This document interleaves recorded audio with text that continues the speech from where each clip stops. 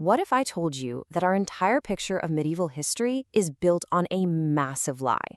That for centuries we've been obsessing over the kings and knights while completely ignoring the people who actually built that world? Well, today we're setting the record straight. So, to kick things off, just a quick question for you. Take a guess. What percentage of the entire population of medieval Europe do you think were peasants? Maybe half? 60%? How about 80%? Yeah, you heard that right. 4 out of every 5 people.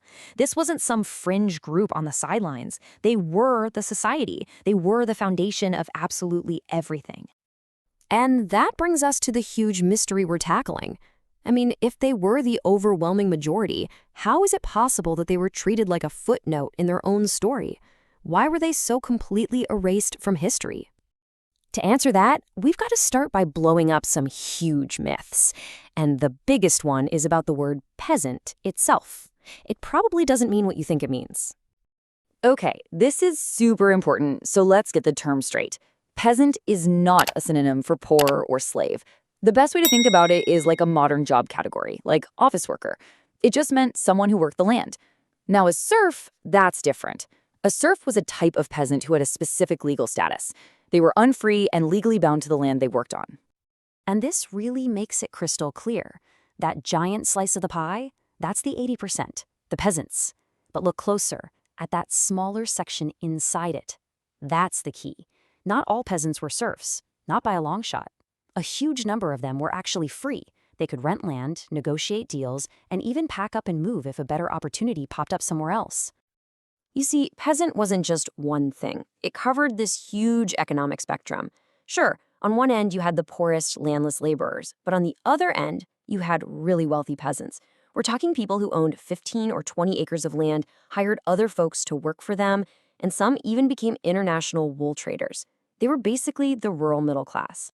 And we know this stuff from the rare court documents that managed to survive.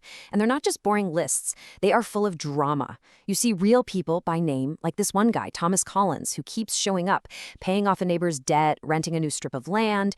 It's a powerful reminder that these weren't some faceless mass. They were real people with complex, messy lives. But here's where the story totally flips on its head. They weren't just living complicated lives. They were innovators. We've been fed this image of them as primitive and backward, but the truth is, they engineered a full-blown technological revolution. Let that sink in for a second. That pop culture image of a peasant just scratching in the dirt with a stick, it's completely wrong. These were generational engineers who literally reshaped the entire landscape of Europe. And you can still see the proof today. First, they drained these massive swamps, building causeways and ditches to literally create new farmland out of nothing. Then they developed the 3-field system of crop rotation, an absolutely brilliant innovation that skyrocketed food production. They also engineered the heavy plow, which allowed them to cultivate the tough, dense soils of northern Europe that were useless before. And they even invented the padded horse collar. Sounds simple, but it was a game changer that made farm transport 50% faster. This was a series of incredible technological leaps. And you can actually measure their genius. The old 2-field system was only 50% productive because half the land was always left empty. Their new 3-field system boosted that to 67%. That's a 33% increase in food across the continent. That single idea literally fed Europe's growth. And another huge part of this economic engine that gets totally ignored is the work of women. Through what we now call cottage industries, women brewed ale and wove textiles right in their own homes, then sold the surplus for cash.